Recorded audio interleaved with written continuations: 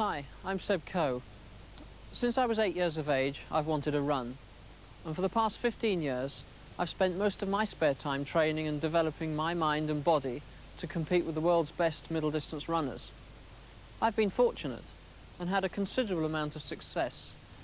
Today I want to pass on some of those things that have helped me, and I think will help make you a better runner. I hope you'll join me.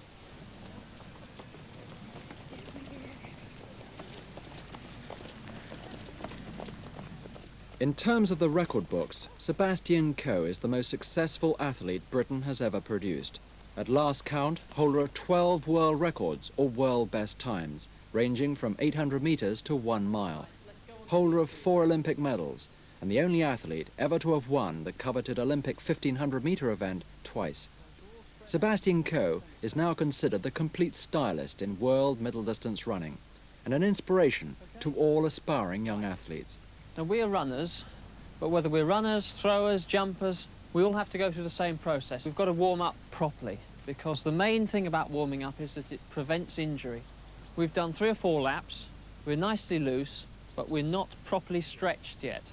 And there are a few basic exercises which will help prevent those injuries and make sure that your training and your running is much easier anyway. The first one, and it's an easier one, and that is this one. Hands on the front of the knee for balance, and just go down very gently until it feels a little uncomfortable, and then up again slowly. And the same with the other leg. Down slowly like that. It is a stretching of the hips, it's stretching the front of the thigh, and we're also stretching the back a little bit too. We've worked through the legs, we've come up through the hips. Now we're going to loosen the trunk a little bit. Leaving your head straight in front, your body straight in front, we're just going to twist the trunk.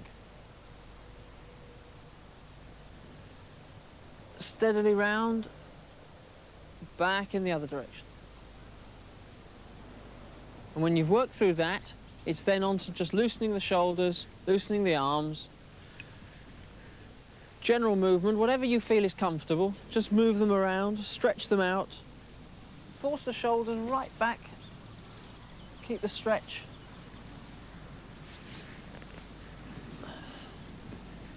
Loosen them out, keep them shaking. Okay, now we've done the stretching, we've had a gentle jog, let's get back onto the track.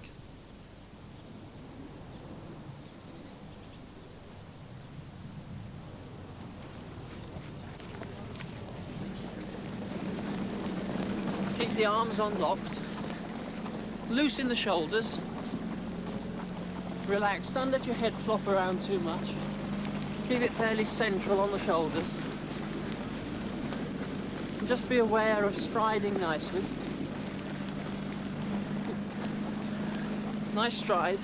Having properly warmed up, it is always advisable to go back to some light running before specific exercises, with an emphasis on relaxation. Relax the neck muscles, the arms, hands and upper body. Also, concentrate on finding a comfortable leg stride to suit your particular body height and size. For another 150, 200 metres. We'll ease off a little bit.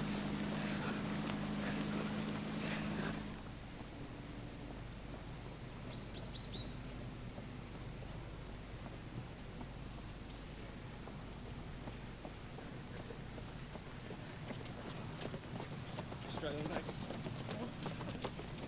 Although running is very much a natural, instinctive sport, there are still many technical considerations to learn and practice. What I would like to talk to you about now is basically hinges on one thing, and that is that you all live in different areas and you all have different natural environments around you. I have lived in a city that was extremely hilly and used it for many, many years as a basic routine in my training. We have a hill here, a very natural one. We're going to use that in a few moments. But before we do that, I'm going to do a small demonstration up there which will give you some idea of the kind of technique that I want to see you use when we start breaking you up into pairs and working through perhaps 2 or 3 of these runs. When you're running uphill, you're going to be expending more energy. You're going to be driving. You're going to be locking out the leg at the back and working as hard as you can, but relaxed. Also learning to drive with the arms at the same time. Again, they should be relaxed, almost in a sprinting technique. Hill work not only aids your stamina, your general endurance, particularly if you use the hill in repetition runs and jog down recovery, jog down back up, but you can also use it to improve your actual technique of running. Right, now the pairs, okay? And we'll set you off. Run together, and let's just concentrate on the high knee lift, unlocking the arms, but learning to drive and also to relax at the same time. And you two, drive, high knee lift, drive. Hill running is an excellent way to help condition the beginner and build stamina for competition running. Use the natural environment near where you live, finding any available area, however short, that has some degree of slope or incline. Keep moving, steadily down, not too hard, not too hard. Drive hard, work the arms.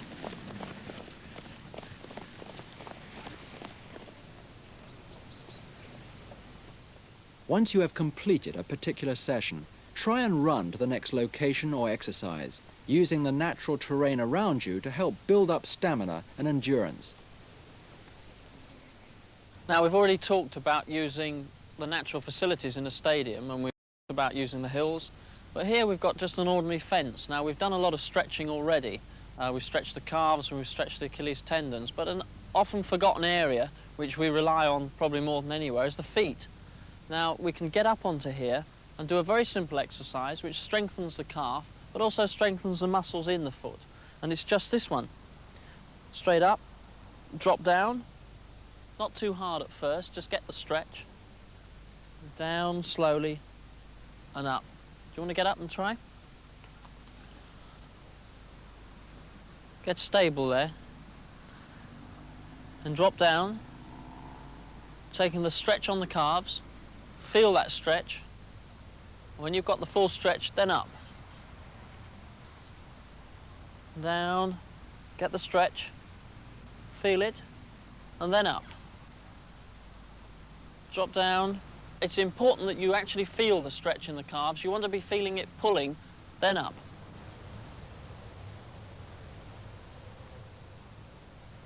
We're going to approach something now. I'm going to do something which really you're going to find the further or the longer you stay in distance running is going to become the bread and butter of your track work, and that's going to be what we call interval training. Interval training or running is simply putting one after the other a series of short but hard sprints or runs with a rest or recovery period in between.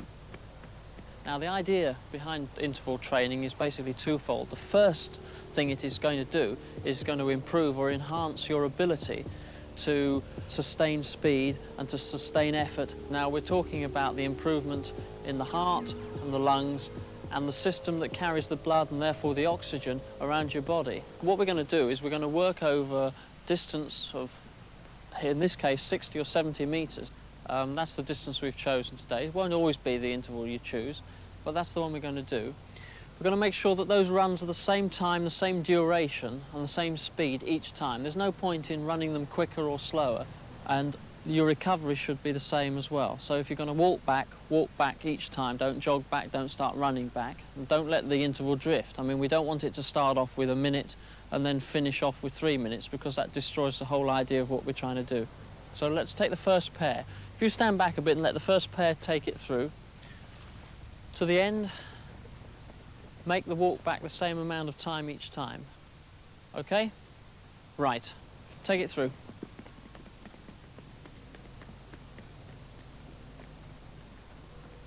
Just walk back down this side. Next pair can go through.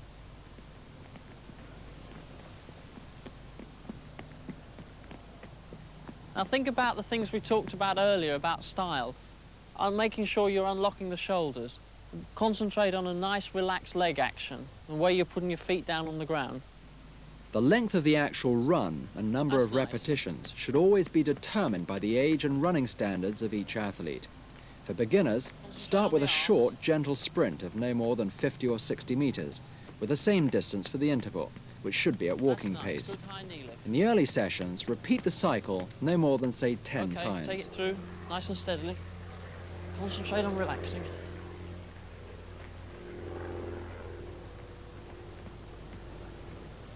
The next thing we're going to do, you've all done before, speed drills. Now, speed drills don't have to be done on the track, be done on the grass. When the weather's bad during the winter, which you should maintain them throughout the winter, you can do them in a gymnasium. Anywhere that you can get just a stretch of distance you can actually do this on. Now, the idea of speed drills is really to improve your leg speed and also your sprinting ability. It's a technique thing. It's not something that is going to improve your overall fitness or endurance, but it's something that's going to help you actually specifically in the technical side of running. And people forget that running is a technical thing. Now, the first thing we're going to do is high knee lift, which is going to improve your ability to sprint. It's also going to improve the actual leg strength. And that's the one thing that you've all got to manage at the end of races. World-class races now are all being won by people who can sprint quickly. So sprinting is not something we can neglect as distance runners. Now, the first exercise I want you to do is very simple. It is effectively running almost on the spot, although you're moving forward very slowly, but bringing the knees up and down as quickly as you possibly can. It's transferring weight from one foot to the other very, very quickly, which is what sprinting is anyway. And it's also improving leg strength. So this is the kind of technique I want you to try and manage. I'll show you over a few strides.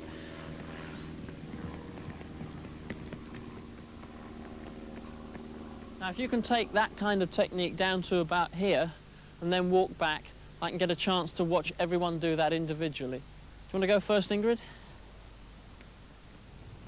That's good. That's good. Not too fast forward. That's fine. Okay. That's good. That's much more on the spot. That's fine. Try and get the legs going up and down quicker. No. Come back. Come back. You weren't actually watching what I was doing. You've got to concentrate much more on getting the legs up and down quickly and almost running on the spot. What you're doing is this. You're doing this, which is not really what we want. What we want is much more on the spot and much faster. Moving forward, you know, I should be able to walk alongside you when you're doing it, at perhaps this kind of pace, as you're moving along down. Try it again, see what we can come out with. That's much better, but that's still too fast. That's still forward too fast. That's much better than it was. What we've got to do is it's got to be much more on the spot, much faster. Try it one more time, see if we can get it this time. Yeah, that's much, much better.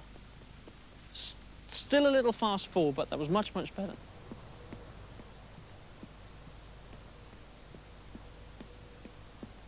Practice high knee lifts every time you work out or train on the track.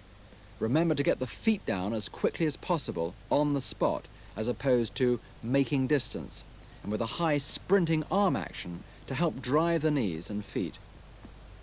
Now, we've talked about the endurance side of your sport. We've been on the hills and we've done the interval training, which is to build you up with the kind of background that's hopefully necessary to cover middle distance events on the track.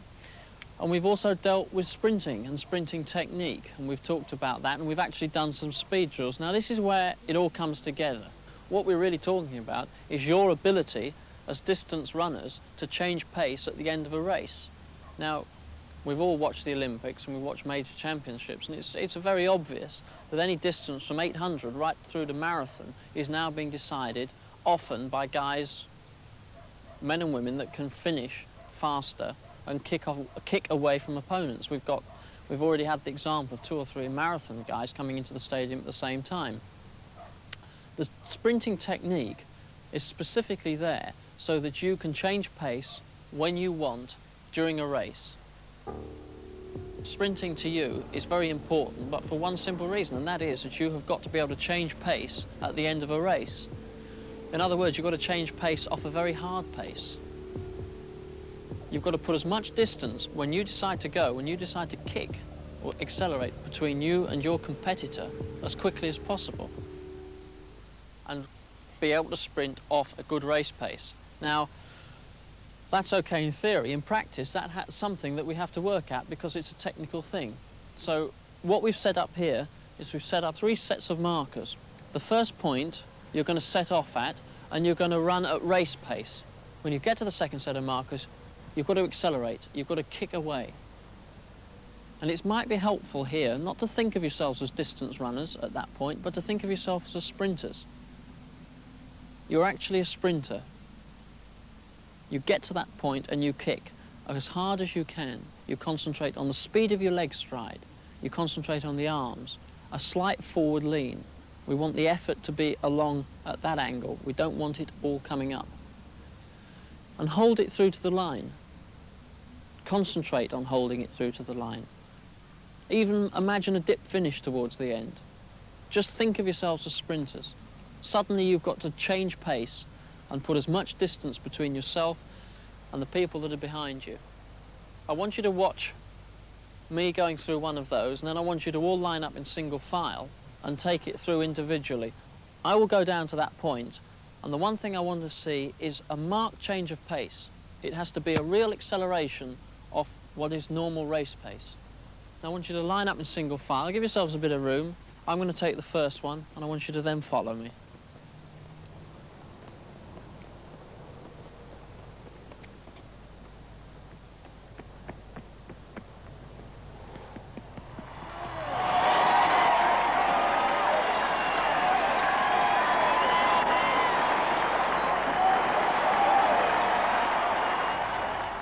Okay, first one through.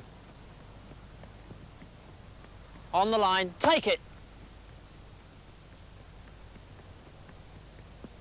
Okay.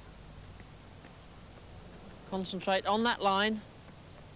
Go. Okay. And through.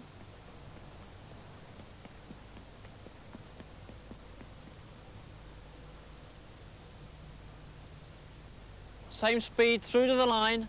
Take it now. And again. Think about that line. Kick.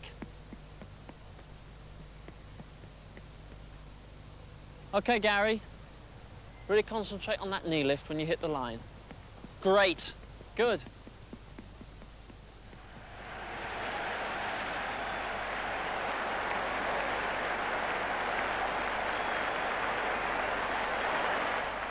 Learning to accelerate, or kick as it's known in competitive running, off an already fast pace is the most difficult thing to achieve in distance running.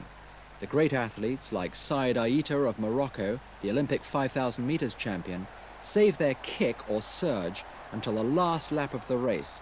And it is this sudden acceleration that takes them above the other world-class runners in their event, establishing them as great champions.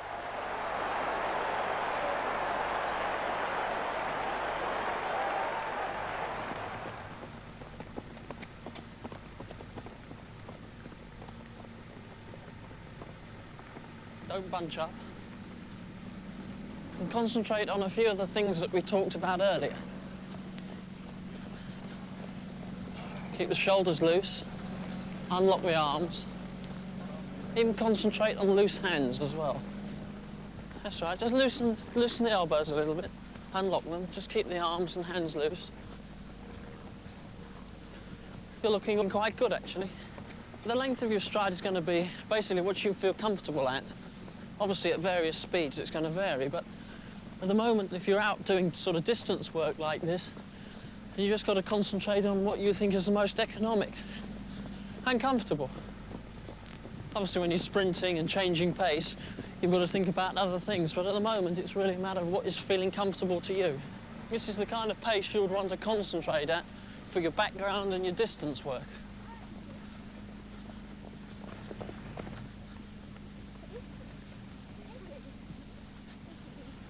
Quite relaxed? Yeah, it is. Thanks.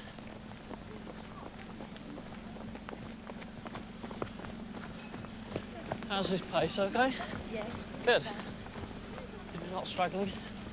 Good. Ultimately, successful competitive distance running is achieved by building up stamina through a regular routine of long, continuous running at a comfortable pace, whether on the track, public highway, or a suitable location near to where you live. This stamina will then give you the foundation from which to build your kick or ability to accelerate at race speed. Distance running is about combining basic speed with endurance. To improve endurance, try running as often as possible in the local park, on the roads, a beach, or the safest location to where you live. Go for a running pace that is comfortable. Don't overstrain yourself. The key points to remember in order to help develop a strong, natural running action are, firstly, relaxation. Keep your hands loose and your arms held just above your hips, and the neck and head straight, not too far forward or back. Secondly, develop the largest stride that feels natural to you and keep the driving foot on the ground until the last moment for maximum drive off. Thirdly, try and float across the ground. Imagine you have a large balloon attached to the top of your head, lifting you upwards. Finally, develop speed with short interval runs and hill sprints. And most of all, build endurance with stamina, with continuous running on the road or a natural environment close to your home. As an inspiration to those of you who want to take up competitive middle distance running, remember, even Olympic athletes like myself had to start at the beginning. It was hard work, and still is. But nothing you achieve in life is without effort. Time at 800, 156.8.